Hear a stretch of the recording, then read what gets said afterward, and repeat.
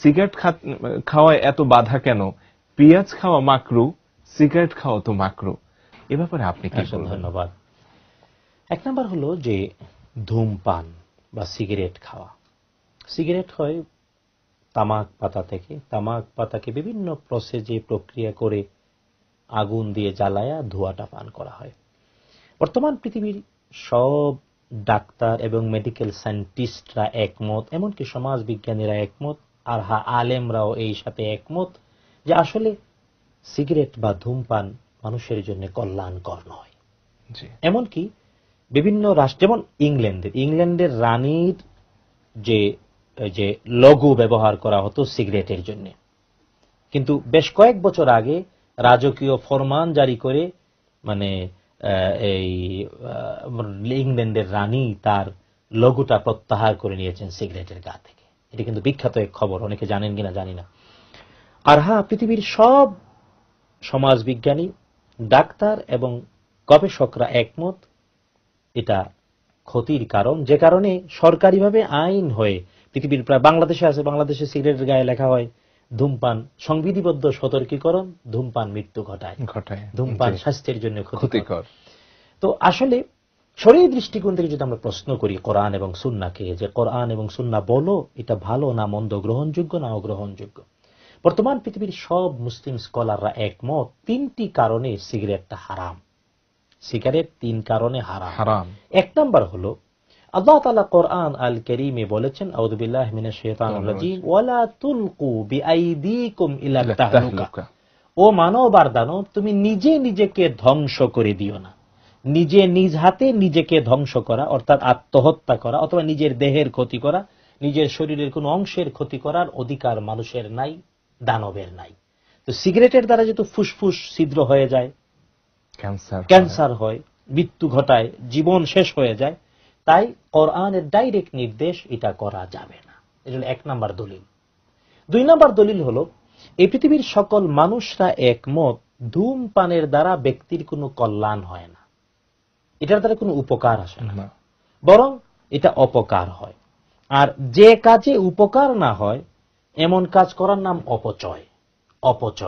আল্লাহ তাআলা সূরা বানী ইসরাঈলে বলেছেন, ওয়ালা তুবাযযির তাবযীরা, ও আমার বান্দারা তোমরা অপচয় করো না, কারণ ইন্নাল মুবাযযিরিনা কানু ইখওয়ানা শায়াতিন, অপচয়কারীরা শয়তানের ভাই। তো শয়তানের ভাই কি ভালো মানুষ? আরেক শয়তান। তো যে জেনে শুনে অপচয় করে অর্থাৎ সিগারেট খায় সে হলো শয়তানের ভাই, আরেক শয়তান। দুই নাম্বার দলিল। প্রথম দলিল হলো নিজেকে ধ্বংস করছে, দুই নাম্বার হলো নিজে অপচয় করছে, অপচয়কারী শয়তানের ভাই। আর তিন নাম্বার হলো এর দ্বারা পরিবেশের ক্ষতি হয়। যদি একটা বাচ্চার সামনে কেউ সিগারেটে এই লুক্কার ধোঁয়া ছাড়ে, অথবা আশেপাশে যে কেউ থাকে যে পান করে ধূম, তার যেমন ক্ষতি হয় পাশে যে থেকে তারও এমন ক্ষতি হয়। অন্যের ক্ষতি করার তো অধিকার নাই। অন্যের জীবনের ক্ষতি করে যে সে তো অন্যের অধিকার নষ্ট করে, আর অন্যের অধিকার নষ্ট করা ইবাদতের ধ্বংস হওয়ার কারণ। কারণ অধিকার প্রতিষ্ঠিত করার নাম ইবাদত, অধিকার ধ্বংস করার নাম খেয়ানত, এর নাম দুষ্টামি। এই তিনটি কারণে শরীয়ী দৃষ্টিকোণ থেকে ধূমপান হলো হারাম। শুধু তাই না, আমি যদি ইজি হয়ে বলি, সবাইকে বিনয়ের সাথে বলতে চাই, এই সিগারেট বানায় যে তামাক পাতা দিয়ে, আমি দেখেছি মানে সকল কৃষকরাই যত সবজি যত ফসল ফলায় বেড়া দেয়, কিন্তু ওই তামাক পাতার কোনো বেড়া লাগে না, কারণ ছাগলেও খায়। তো ছাগলেও যে জিনিস খায় না মানুষ খাইতে পারে, আমি তো মাঝে মাঝে ভেবে পাই না। এরা শুধু তাই না, যারা সিগারেট খায় তাদের গায়ে, শরীরে, কাপড়ে, মুখে এত দুর্গন্ধ, কিভাবে তারা থাকে? আল্লাহ তাআলা হেদায়েত নসিব করুন, আমিন। সুতরাং সিগারেটের ব্যাপারটা ডিসাইডেড, স্পষ্ট, কোরআন এবং সুন্নাহর দলিল দ্বারা যা বললাম ক্লিয়ার করে, এর কারণে এটা হারাম। এবার আসেন পেঁয়াজ। পেঁয়াজ আর সিগারেটকে এক পাল্লায় মাপা উচিত না। পেঁয়াজের নাম কোরআন আল কারীমে রয়েছে। বনি ইসরাইল মুসা আলাইহিস সালামের সাথে 30 প্রান্তরে 40 বছর যখন ছিল, আল্লাহ তাআলা তাদেরকে মান্না সালোয়া খাবার দিয়েছিলেন, কিন্তু আদম আলাইহিস সালাম আগেই জান্নাত থেকে সাথে নিয়ে এসেছিলেন পেঁয়াজ, রসুন, এই সব কিছু।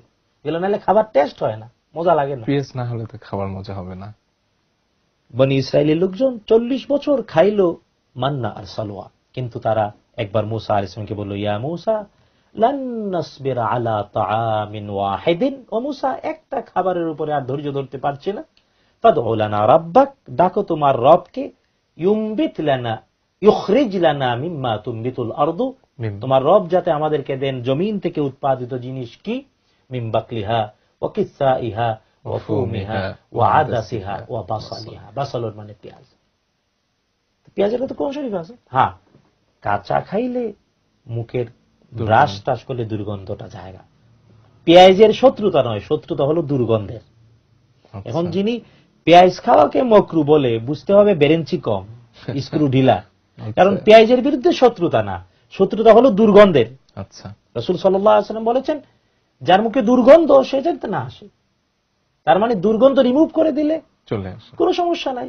আর পেঁয়াজ, আল্লাহ আকবার, তো ফুসফুসি নষ্ট হয় না, জীবন ধ্বংস হয় না। সুতরাং কোথায় আগরতলা কোথায় উগারতলা এক করা উচিত না। পেঁয়াজ এক আলাদা জিনিস, ধূমপান আরেক জিনিস।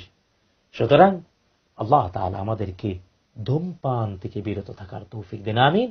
আর পেঁয়াজ প্রসেস করে খাবো, কাঁচাও যদি কেউ খেতে চায় খাবে, কিন্তু দুর্গন্ধটা দূর করে দেবে যে প্রক্রিয়ায় সম্ভব, ব্রাশ করে, মিসওয়াক করে, অথবা যেভাবে সম্ভব, তাইলে কোনো অপরাধ নাই। আল্লাহ তাআলা বুঝার তৌফিক দেন, আমিন।